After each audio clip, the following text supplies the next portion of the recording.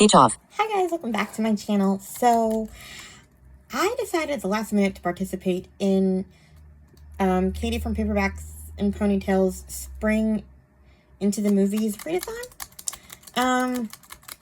I realized I didn't have like a ton of Amish books that I wanted to read, and I also didn't want to okay, I do have a lot of Amish books I want to read for Amish in April, but a lot of them are series, and last year I binged the whole series and I had complete burnout, so I need something besides Amish books to read. And there's a lot I want to read. So, yeah. I'm going to dip in and out of series like a normal person for once. Although, to be fair, last year I binged that series because it was leaving Audible Plus in a week, and I didn't want to buy them, so I had to binge them. Anyway, let's just do this. So, I'm going to read the prompts. I am missing a book for one prompt, so if you guys can help me out with that, that'd be great. Anyway, first one is Singing in the Rain. Character sings or plays an instrument. I found this book by complete accident. I was looking through the Libro FM books for sale for this month, and I found The Chilbury Ladies Choir by Jennifer Ryan. And it's basically about these, this choir. I forgot to paste in the description. That's nice. But it's about this choir that is about to go out of business because, the director, is fighting in the war or something. And so, essentially, these ladies decide to start the choir, to keep the choir going anyway, for morale. And I guess they form a friendship. So, yeah, that sounds fun. And it's musical. It's a choir. I mean, how much more musical can you get? Did I paste it somewhere? Here it is. The village of Chilbury in Kent is about to bring in some changes. This is a delight. Okay, wartime. Kent, 1940. In the idyllic village of Chilbury, change is afoot. Hearts are breaking as sons and husbands leave to fight, and when the vicar decides to close the choir until the men return, all seems lost. Yep. But coming together in song is just what the women of Chilbury need in these dark hours, and they are ready to sing. With a little fighting spirit and the arrival of a new musical resident, the charismatic Miss Primrose Trent, the choir is reborn. Some see the choir as a chance to forget their troubles, others a chance to shine. Though for one villager, the choir is the perfect cover to destroy Chilbury's newfound harmony. So, yeah, sounds like fun. And it's musical. So, I should say that a lot of these are not Christian fiction. I know this is a Christian fiction readathon, but I don't read specifically Christian fiction only. So I'm just kind of going with what applies to the prompts, whether they are Christian fiction or not. And I do not think this one is Christian fiction. So, yeah. But I think it's clean, if I'm not wrong. I haven't read Jennifer Ryan, but I think she wrote The Kitchen Front, and I know some people have read that. Then we have Bambi, an animal on the cover, and funnily enough, it's another book that I found from the Libro FM sale. The Wind in the Willows by Kenneth Graham. I cannot speak today. What's wrong with me? So yeah, The Wind in the Willows. I started reading this in school, but for some reason, I just never finished it. It was on my school's middle school reading list, and I was getting mad at Rat for constantly getting himself arrested, so I just put it down. I don't know. I got very impatient with him, but I'm in the mood for something like that, and weirdly enough, I've been reading a lot of animal stories because of middle grade March, and I kind of ran out, so I needed a new one. So thankfully, I got this one for $2. So we're doing that. And I heard it's a good springtime read. Then number 3, Miscongeniality, romantic suspense. I have 2 possibilities for this.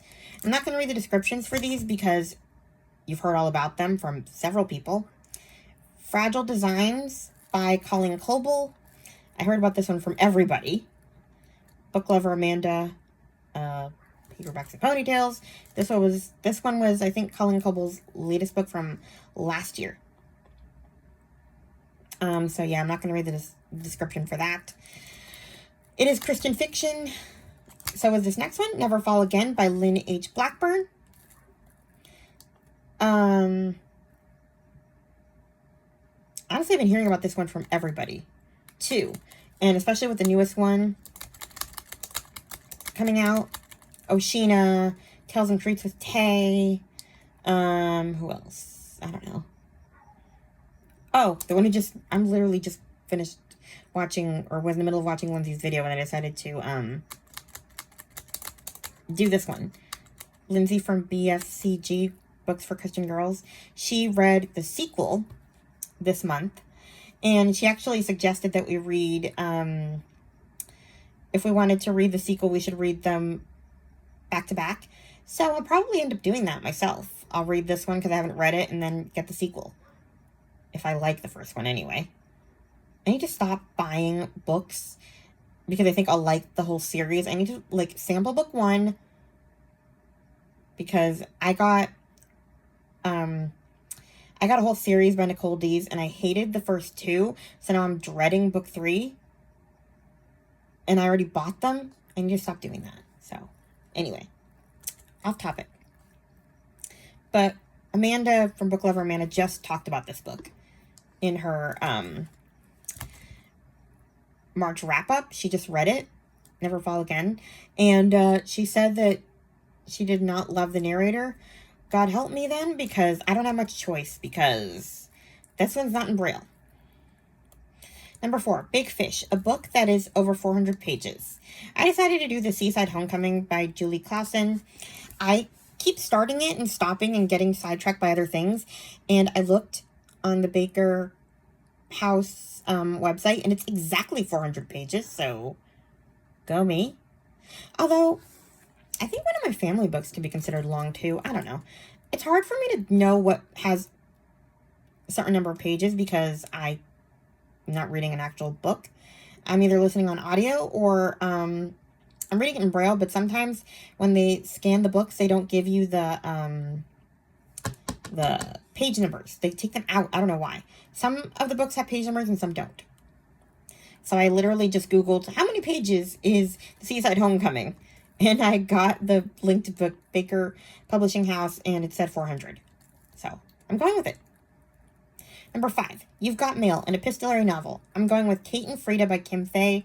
I know for sure this is not Christian fiction, but I read Love and Saffron by her for Epistolary January, and it was clean enough.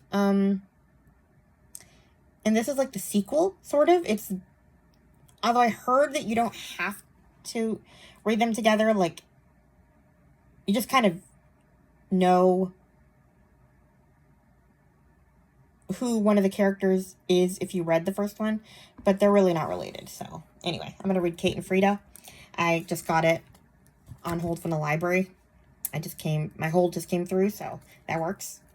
Number 6, Easter Parade, a hat on the cover. I need help with this one. I have no idea what to read for this because that is the most inaccessible blindness prompt ever. No offense. And so I have no idea what has a hat on the cover.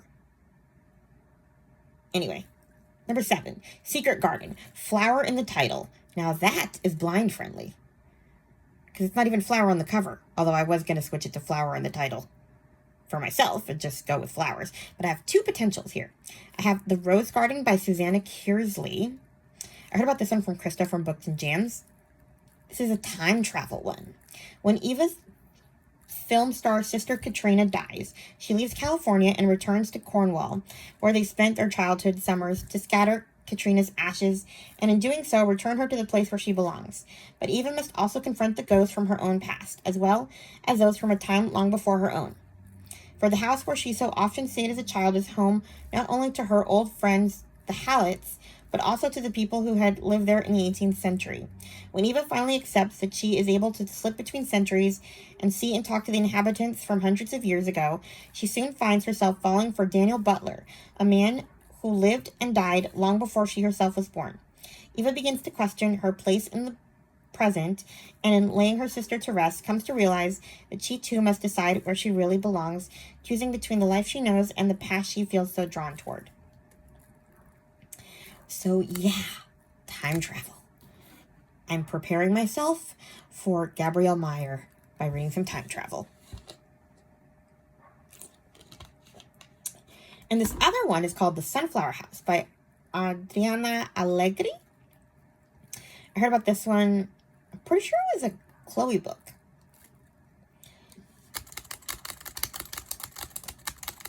From her new releases.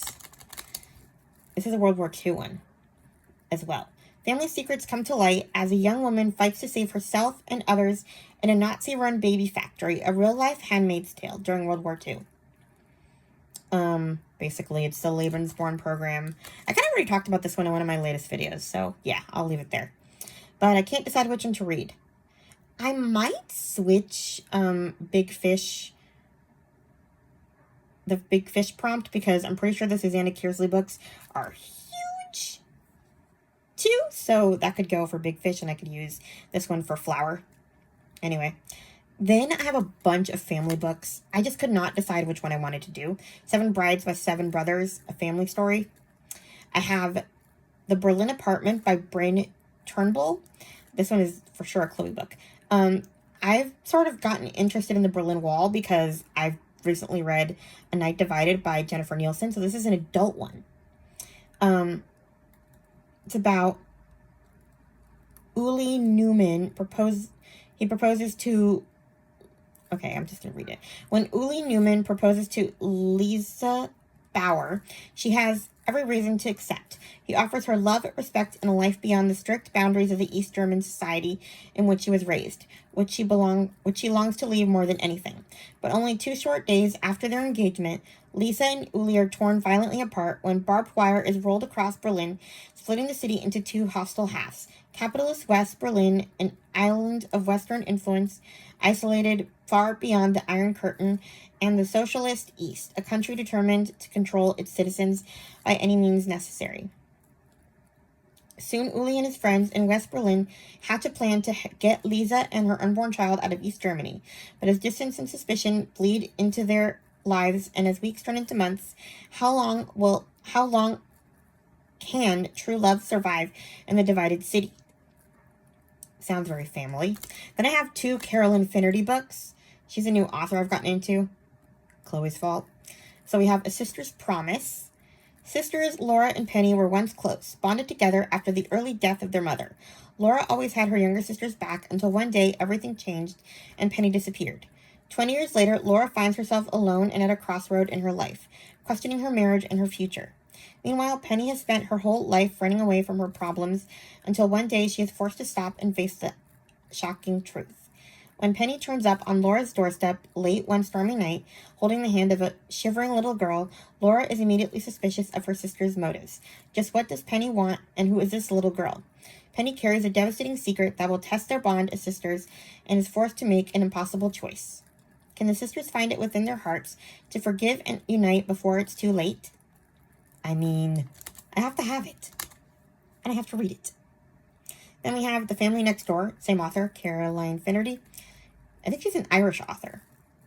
On the quiet street of St. Bridget's Terrace in Dublin, Eileen Murphy lives alone at number 26 with her dog, Dora. Virtually a recluse, she keeps herself to herself as she tries to come to terms with her tragic past. Next door, in number 28, lives beautiful Lucy Walsh, her husband, Neil, and their 5-year-old daughter, Annabelle. To Eileen, who watches from her window, the Walshes are the perfect family. But one fateful night, Eileen is pulled into their world, and she realizes that Lucy Walsh's life isn't as perfect as she thought. With the unexpected help from little Annabelle, the women become a lifeline for each other to overcome the demons in their lives. Through Eileen's help, Lucy finds the courage to overcome her fears, and in aiding Lucy, Eileen is forced to emerge from her solitary world and take baby steps to confront her own past. As the bonds of friendship change these women forevermore, will Lucy find the courage to forge a new life for herself and her daughter, and will Eileen find it within herself to forgive for her old mistakes? I don't know what that part means, but I like the found family aspect. Then we have Libby Lost and Found by Stephanie Booth. This one is a Commergeny one. Libby Lost and Found is a book for people who don't know who they are without the books they love. It's about the stories we tell ourselves and the chapters of our lives we regret. Most importantly, it's about the endings we write for ourselves. Meet Libby Weeks, author of the mega best-selling fantasy series The Falling Children, written as F.T. Gold Hero, to maintain her privacy. When the last manuscript is already months overdue to her publisher, and rabid fans around the world are growing impatient, Libby is diagnosed with early onset Alzheimer's. Already suffering from crippling anxiety, Libby's symptoms quickly accelerate. After she forgets her dog at the park one day, then almost discloses her identity to the journalist who finds him, Libby has to admit she needs help finishing the last book. Desperately, she turns to 11-year-old superfan Peanut Bixton, who knows the books even better than she does, but harbors her own dark secrets. Tensions mount as Libby's dementia deepens until both Peanut and Libby swirl into an inevitable but bone-shocking conclusion. Found family kind of thing. From what it sounds like, these two team up. Last one, I think. The Best Life Book Club by Sheila Roberts. Another Chloe book. It started as a book club. It became a way to build a better life together. Carissa Newcomb is ready for a new start in a new neighborhood, as far away as she can get from Seattle, where her husband cheated on her with a neighbor who is supposed to be her best friend. She and her 9-year-old daughter are moving on to the city of Gig Harbor on the bay in Puget Sound. She even has a new job as an assistant at a small publishing company right in Gig Harbor. Her new boss seems like a bit of a curmudgeon, but a job is a job. She loves to read, and the idea of possibly meeting writers sounds fabulous. Soon she finds she's not the only one in need of a refresh. Her new neighbors, Alice and Margot, are dealing with their own crises. Alice is still grieving her late husband and hasn't been able to get behind the wheel of a car since a close call after his death. Margot is floundering after getting divorced and laid off in quick succession. You can all use a distraction, and a book club seems like just the ticket. Together, the three women, along with Alice's grumpy older sister, Josie, embark on a literary journey that just might be the kickstart they need to begin building their best lives yet. So yeah, that is the books that I am potentially going to read. I can't decide which one I'm going to do for family. I may end up reading all of them just because they all sound good and I really want to get to them. So yeah, I thought I would put in my TBR for that. Anyway, I'm done now. Please like, comment, and subscribe, and I will talk to you guys in the next video. Hey, I am at 190 subscribers. It would be great if you guys could get me to 200. See ya. Bye. Close button. Stop recording video.